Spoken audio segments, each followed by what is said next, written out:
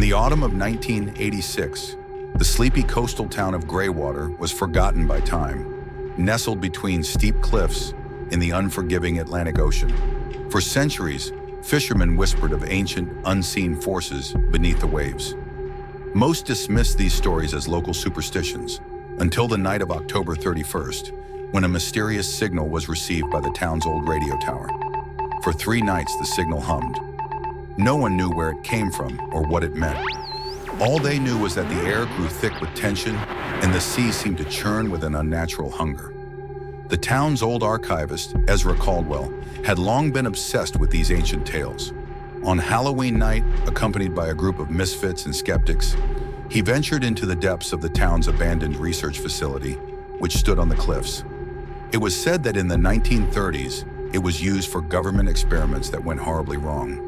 They believed the signal was coming from there, calling out from the abyssal depths of another world, a world long forgotten and beyond human comprehension. But what they uncovered was far worse than anything they could have imagined.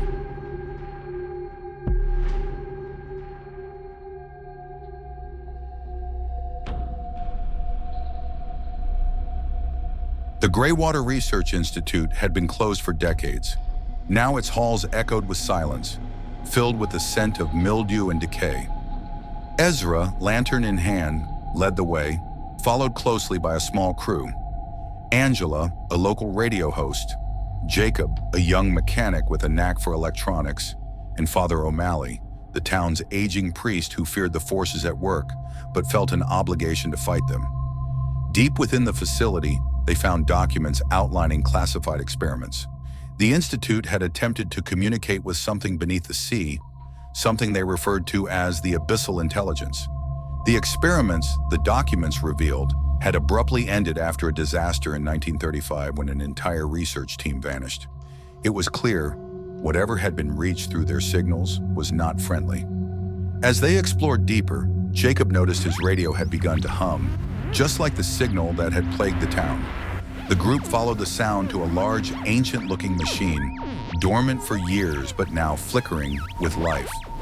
Suddenly, the radio crackled, a voice like static, whispering incomprehensible words. Ezra felt a cold chill down his spine. "It's calling," he whispered, barely audible. "Something has awakened."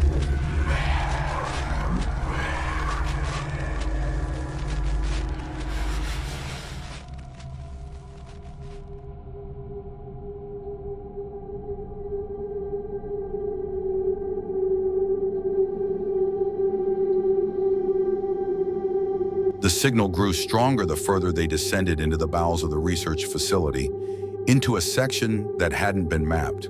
The walls turned from concrete to strange black stone, etched with markings that neither Ezra nor Father O'Malley could identify. The air became thick with an unnatural fog, and a low, constant hum vibrated through their bones. Angela's radio show had garnered some attention from listeners, enough that she was live streaming their journey. But now the connection flickered and cut out, her viewers sending panicked messages as they heard strange voices and distorted sounds over the feed.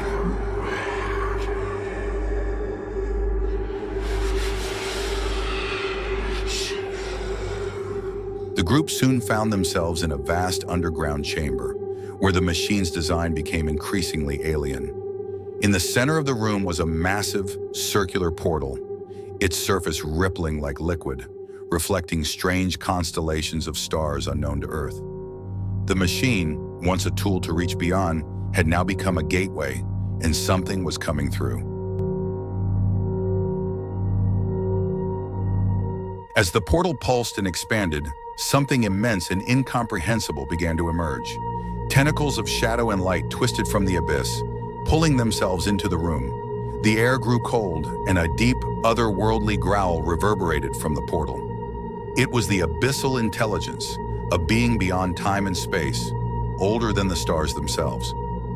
Its form was a grotesque amalgamation of shapes, constantly shifting and warping, with eyes that saw into the very souls of those who gazed upon it.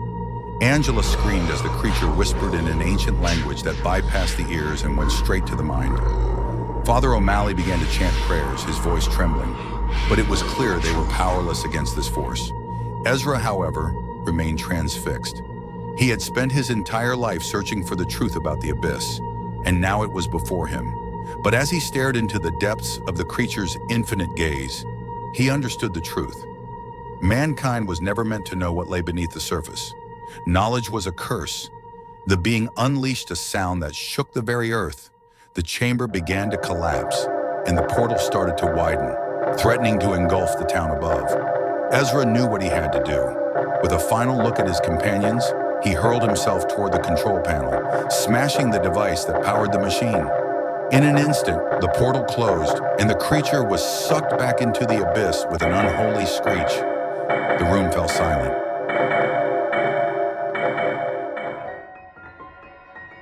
Greywater never spoke of what had happened that night.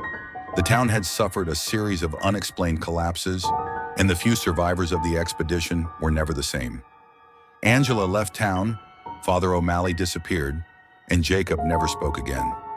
Ezra was gone, swallowed by the unknown, lost to the dark. But the signal never truly disappeared.